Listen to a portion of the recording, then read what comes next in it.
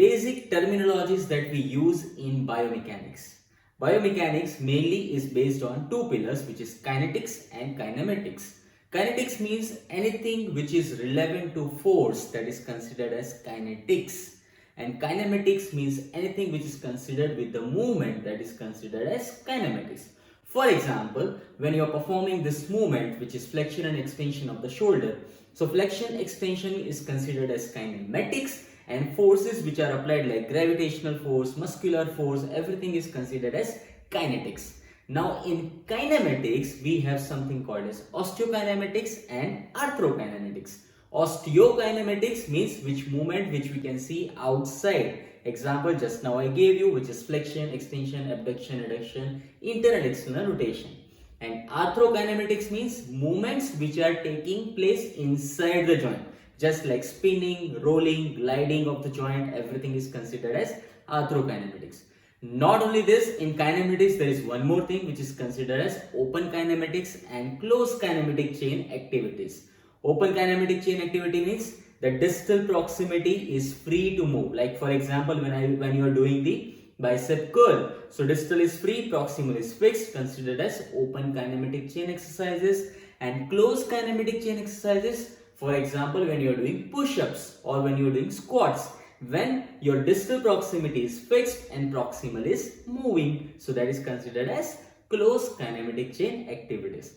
Now, not only this, there are many things else in the biomechanics, basic terminologies like LOG, line of gravity, which is exactly passing from the center of gravity and wherever it falls. Like for example, line of gravity is anterior, your body will tilt forward. If it is posterior, your body is going to tilt backward.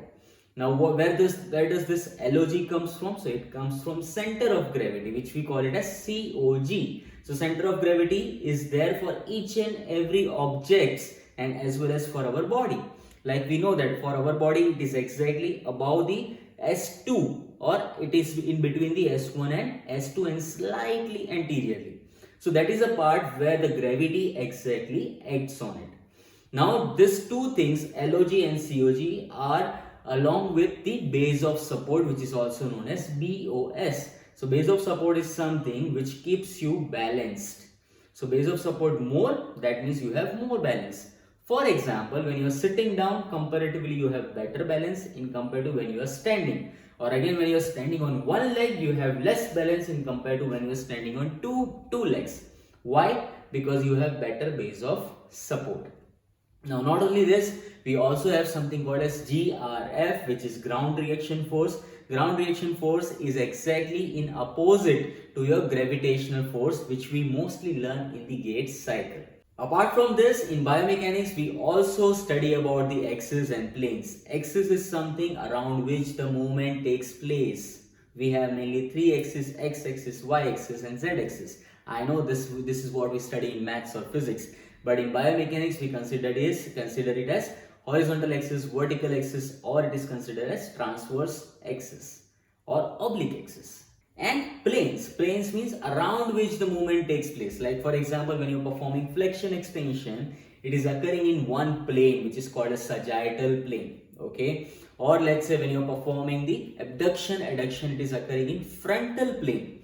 So like this, each and every movement is performed in particular one plane, two planes or three planes. There are sometimes biplanar movements, there are sometimes triplanar movements. That is what we study in the biomechanics. But basic is what? That there are three axes and three planes, and they are always perpendicular to each other for each and every movement.